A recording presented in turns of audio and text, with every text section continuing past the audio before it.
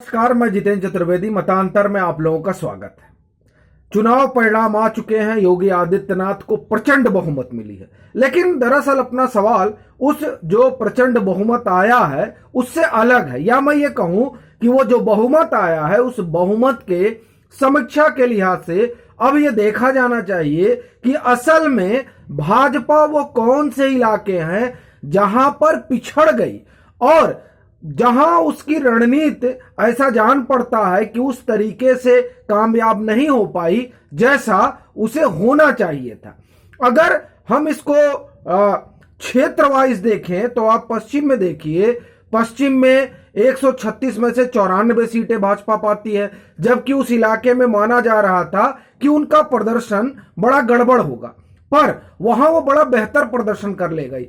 मध्य की अगर हम बात करें तो यहां भी भाजपा ने ठीक प्रदर्शन किया, क्योंकि वैसे भी अवध जो है वो भाजपा का गढ़ माना ही जाता है। लेकिन जब हम पूरब जाते हैं तो पूरब में कई चीजें दिखाई देती हैं जो ये बताती हैं कि असल में पूरब के जो परिणाम हैं वो कई लिहाज से भाजपा के नजरिए से ठीक नहीं है। वो भी तब जब 2024 में भाजपा ये सोच रही हो कि उसको वापसी करनी है, और उस वापसी का जो मार्ग है वो उत्तर प्रदेश से होकर जाता है, और उसमें पूरब बड़ा महत्वपूर्ण है, क्योंकि ये पूरब ही है जहां जातियों का बड़ा सघन जंजाल है, जहां पर स्थानीय मुद्दे बड़े हावी रहते हैं। और पूर्वांचल के बारे में एक बात कही जाती है कि पूर्वांचल बदलाव में भरोसा करता है। अगर इस लिहाज से देखें तो उसने भाजपा को बख्श दिया,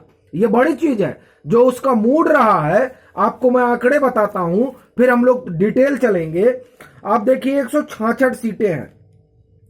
अगर हम ईस्टर्न यूपी की बात करें तो पिछली बार मतलब 2017 में 114 सीटें भाजपा को मिली थी और समाजवादी पार्टी को 16। इस बार आप 2022 की अगर बात करें तो 86 सीटें मिलती हैं समाजवादी माफ करिए भाजपा को, और 55 सीटें मिलती हैं समाजवादी पार्टी को।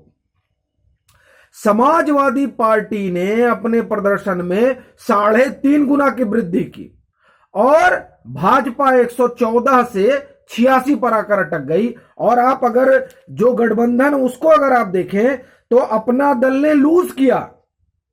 अपना दल के पास यहां पर 9 सीटें थी 2017 में, वो आ गई अपना दल 2022 8 सीटें। और जो ओम प्रकाश राजभर की पार्टी है उसके पास 4 सीटें थी 2017 में, और उसके पास आ गई 6 सीटें। निषाद पार्टी चूंकि पिछली बार गठबंधन में नहीं थी, इस बार उसने भाजपा से गठबंधन किया तो जाहिर तौर पर उसने गेन किया, क्योंकि और वो 6 सीटों पर आई। और यह निषाद पार्टी है जिसने सही मायने में भाजपा की बहुत लाज बचाई पूरब में, क्योंकि पूरब का एक आप ये कहिए नदी किनारे वाला जो बेल्ट है, गंगा किनारे वाला जो बेल्ट है, वहां पर निषादों की अच्छी खासी आबादी है। और अगर हम गोरखपुर मंडल की बात करें तो गोरखपुर मंडल की हर सीटों पर मेरा अपना यह अनुमान है कि 30 से 50 हजार के बीच निषादों की अपनी आबादी है। फिर आप चले जाइए, और मतलब ये गोरखपुर तो 6वें चरण में आया, आप 7वें चरण में चले जाइए तो वहां भी उनकी ठीक ठाक तादाद है, लेकिन 6वें चरण में तो उनकी बहुत बेहतरीन तादाद है। तो ये जो निषाद पार्टी से गठबंधन हुआ, इसने बहुत मैं ये कहूंगा कि भाजपा को बड़े नुकसान से बचा लिया। एक ये तो ये हो गया कि 17 और 22 में जो टैली रही, और एक निषाद पार्टी का एंगल इसमें है, एक एंगल सहतवारों का भी है। आरपीएन सिंह के आने का बड़ा असर पड़ा, और उस असर की वजह से सहतवारों का वोट ये कहिए कि भाजपा में मिल गया। वैसे भी आरपीएन सिंह को भाजपा कांग्रेस छोड़नी इसलिए पड़ी थी क्योंकि आरपीएन सिंह ने कहा जाता है कि 2019 का जब चुनाव चल रहा था कि हमें नरेंद्र मोदी पर हमला नहीं करना चाहिए, क्योंकि नरेंद्र मोदी पर हमला करने का मतलब होता है कि आप एक बड़े समूह को आहत कर रहे हैं। और वैसे भी नरेंद्र मोदी खुद में एक बहुत बड़े ब्रांड हैं, और उन पर हमला करने से वो जो एक बड़ा तबका है, जिसको आप ये कह सकते हैं कि वो 52% का तबका है, और उससे इतर जब आप जाएंगे जातियों से इतर, तो तकरीबन 10 से 12% का वो तबका है जो पीएम पर हमरा करने से नाराज हो जाता है।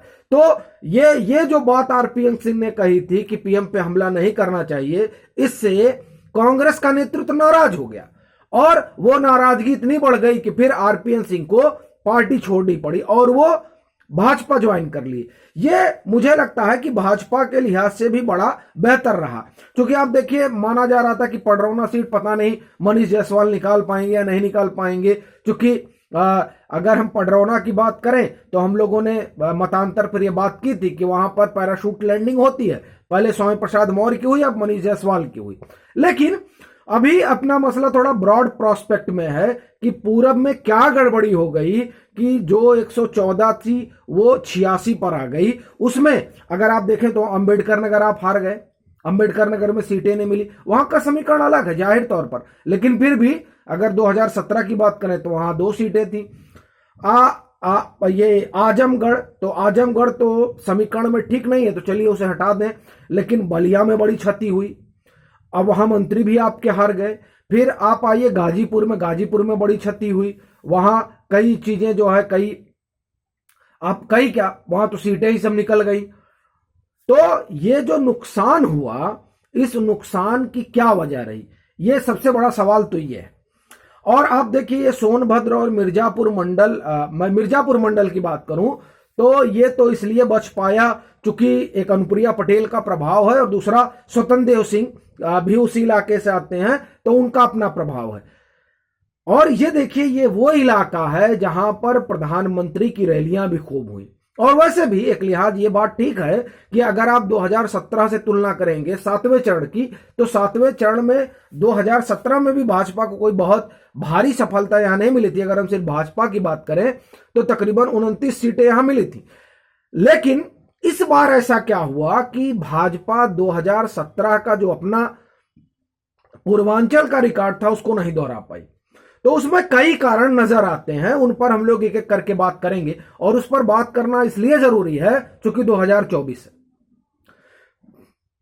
यहां जो एक समीकरण बना था 2017 में, उसमें आप देखिए ओम प्रकाश राजभर भी थे और अनुप्रिया पटेल भी थी, निषाद पार्टी उस समय नहीं थी। लेकिन जब आप 7वें चरण की बात करते हैं तो वहां ओम प्रकाश राजभर, या आप कहिए कि राजभरों का जो वोट है वो बहुत मायने रखता है, और उस वोट का हटना भाजपा के लिए नुकसानदायक नजर आ रहा है। एक तो यह कारण हुआ। दूसरा देखिए आप कुर्मी टूटे, अनुप्रिया पटेल जो सीटें, मैं ये कहूंगा कि मिर्जापुर मंडल और बनारस की सीटें जो है वो बच पाई तो बच पाई, लेकिन उससे इतर अगर आप कुर्मियों का मत व्यवहार देखें तो वो एकदम अलग रहा। मैं आपको उदाहरण देता हूं बस्ती का।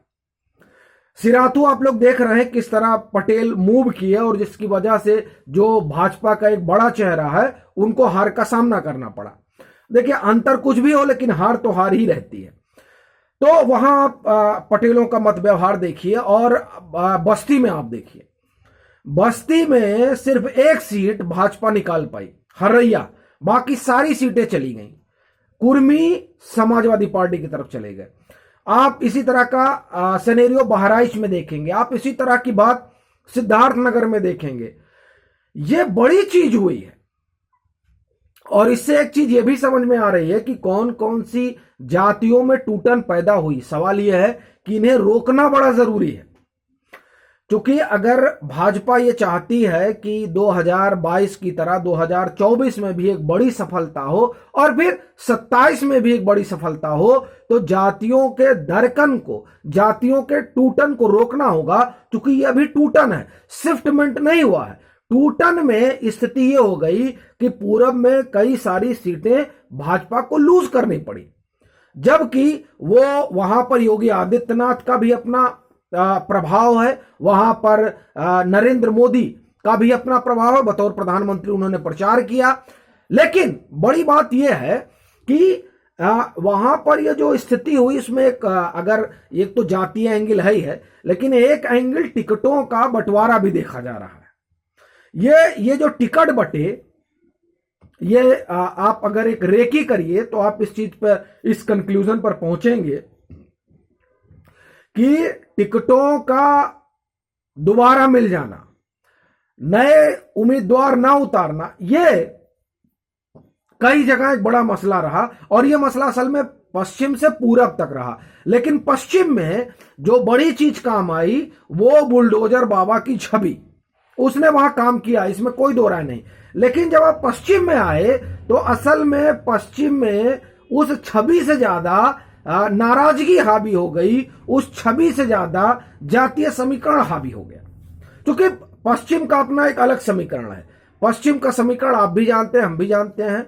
वो एक एकदम वहां पर जो मत व्यवहार होता है वो एकदम अलग तरीके का होता है। लेकिन जब आप पूरब की बात करते हैं तो पूरब में मत व्यवहार अलग तरीके का होता है, और उसमें जब जातिगत समीकरण और स्थानीय मुद्दे हावी हो जाते हैं तो तमाम चीजें गौड़ हो जाती हैं। और यहां एक बड़ी सामान्य सी चीज देखने में आई कि असल में अगर आप इस पूरे इलाके को देखें तो यहां हर बिरादरी के अपने क्षेत्रीय छत्रप है, और उन क्षेत्रीय छत्रपों का अपने अपने इलाके में प्रभाव है। जैसे अनुप्रिया पटेल का अपने इलाके में प्रभाव है, लेकिन उससे इतर उनका प्रभाव नहीं है। तो वैसे ही कई क्षेत्रीय छत्रप हैं जिनका अपना अपना प्रभाव है।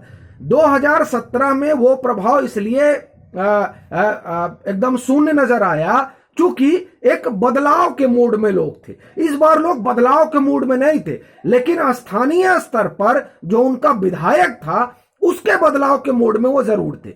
और ये जो स्वामी प्रसाद मौर्य और उसके बाद में धर्म सिंह सैनी और दारा सिंह चौहान, ये तमाम लोग जब जाते हैं और इनके साथ आधा दर्जन लोग या कहिए दर्जन भर लोग जाते हैं भाजपा से बाहर, तो उससे भाजपा में पैनिक क्रिएट हो जाता है। और उस पैनिक की वजह से एक जो ये कवायद चली थी कि नहीं हमको 150 टिकट काटना है, और ये आम चर्चा थी कि 100 से 150 टिकट कटेंगे, और उसमें पूरब का एक बड़ा हिस्सा था।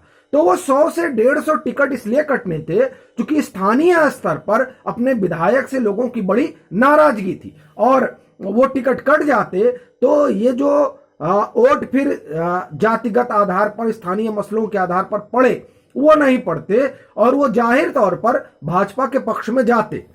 लेकिन टिकट ना कटना एक बड़ा मसला रहा। और एक और चीज जो इन इलाकों में दिखाई दी वो आवारा पशु।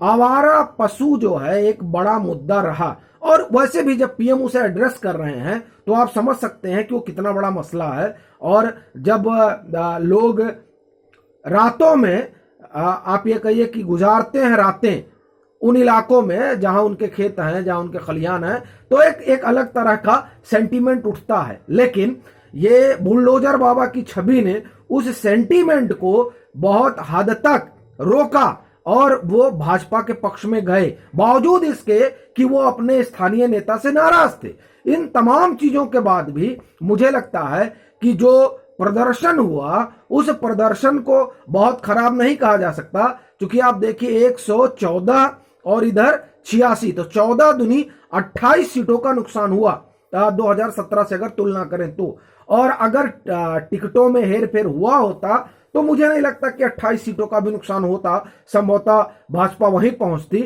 जहां वो थी, या हो सकता उससे आगे भी जाती, जैसा कि लोग अनुमान लगा रहे थे। और अनुमान वो 300 350 का लोग इसलिए लगा रहे थे, 325 का, क्योंकि उनको ऐसा लग रहा था कि अगर ये जो स्थानीय विधायक हैं वो बदले जाते हैं, टिकट नए लोग आते हैं, तो वो जो जिसे आप कहिए जो करंट है जनता में वो दिखाई देगा। लेकिन वैसा हुआ नहीं, उसकी वजह से पूरब में एक नुकसान की स्थिति दिखाई देती है। अब ऐसा मालूम पड़ता है कि तमाम वो जो समीकरण बिगड़े उसमें एक समीकरण टिकट भी था। हमको लगता है अब उस लिहाज से भी भाजपा जब समीक्षा करेगी तो देखेगी, और ये जरूरी भी है क्योंकि 2024 आसन खड़ा है। अभी के लिए फिलहाल इतना ही। अगर आप मतांतर से नहीं जुड़े हैं तो जुड़िए, वीडियो को लाइक कीजिए, शेयर कीजिए और अपने सुझाव जरूर साझा कीजिए।